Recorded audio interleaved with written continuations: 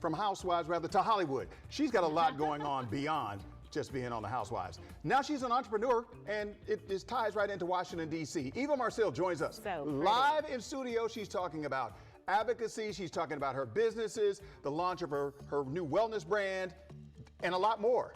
You must see this. Can she give beauty tips too? I need some.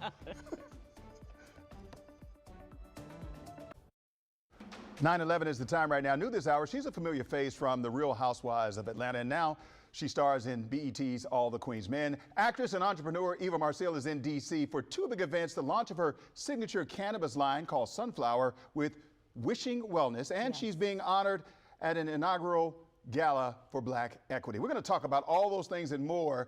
Thank you for making time, because I know you're busy. Oh, please. I know you're busy. Thank you for having me. Absolutely. I have adopted myself as a daughter of D.C. Well, and D.C. loves you and welcomes you. Oh, I love this D.C. this is awesome. So, since we're on this topic of you being an adopted daughter in D.C., let's talk about your business, because you actually started it right here in D.C. This is the first spot. With Wishing Wellness, which is an amazing dispensary here in D.C.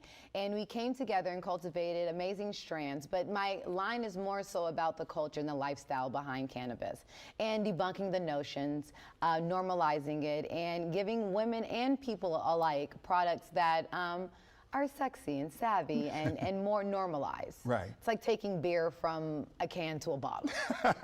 Taking it to the next level. To the next level. To the next level. Yes. All right. Why'd you decide to do that in D.C.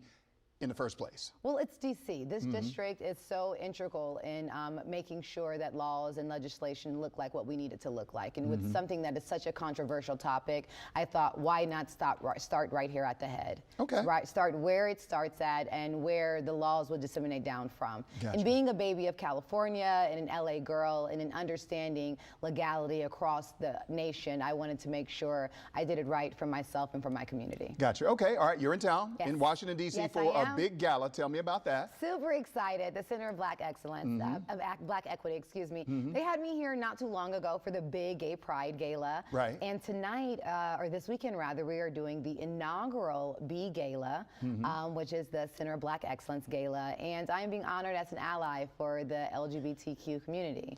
So I'll be along with my friends, the incomparable Jasmine Crockett, Big Frida, and a lot of amazing people that spend their time and energy and effort into supporting the community. Right.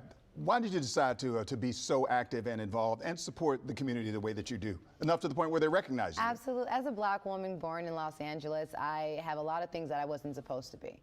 And so the things that I have decided to be and God has blessed me to be, I use those for others. To whom much is given, much will be required. And so I believe it is my calling, not just to be an artist, but to use my artistry to help and uplift others. Okay. All right. And now you're on this TV show.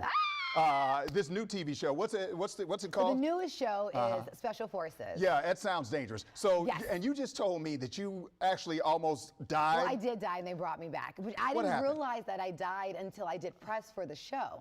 So it's Special Forces, and so just imagine what that means. Right. The toughest of the toughest from all different branches of the service, and you do these crazy tasks. And one of my tasks was to go in this aircraft, submerged into water, locked into my seats. I had to hold my breath and then let my partner out and then get out of a specific door in a certain amount of time.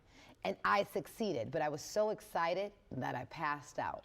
And when I passed out, they couldn't find me in the water. The water was murky, I'm dense, so I just dropped to the bottom. By the time they get me, there's no life in me, no air. They start compressions and they have to bring me back to life. What? And I kept going. I did not know. I just thought I had like a quick blackout. Everyone has a blackout. I'm 40. Everyone has a blackout sometimes, right? No, I died and came back to life. I'm not Lazarus, but it was a Lazarus moment. Wow. Okay, that's deep. Good, yes. That's deep. Real quick, we could talk about that for the next 30 minutes. Okay, yeah. But what we will do is we'll talk about your show, All the Queen's Men. You're starring in that show. Yes. This is a great show. Real quick, tell me about that. Season 4, so blessed to be on the 4th season. You're kind of gangster in that show. Kinda is an understatement. That lady's crazy. But what I love about her is she's the hope and the dreams of all the things you wish you could say to your bosses and those people around you, that you just pack it all in. Madam gets to say it. She gets to say it and she gets to do it. But this season, she was vulnerable. She was on trial. And it is one of those that, you know, you sow seeds in life. Right. And you will reap a harvest. So you sow good seeds, you get good harvest. You sow bad seeds, who knows? Wow. Well, I'm glad you're still here with us. Yeah, well, After if you that saw the episode. finale, Yeah. we're kind of here. We're in limbo. Okay, all right, okay. Well, thank you very much for making time. Thanks for having and me. because I know you're busy. I know you're busy. So thank you. Continued success as well. Thank you. All right, time to talk weather. WUSA 9 Weather Impact is sponsored by Morgan & Morgan.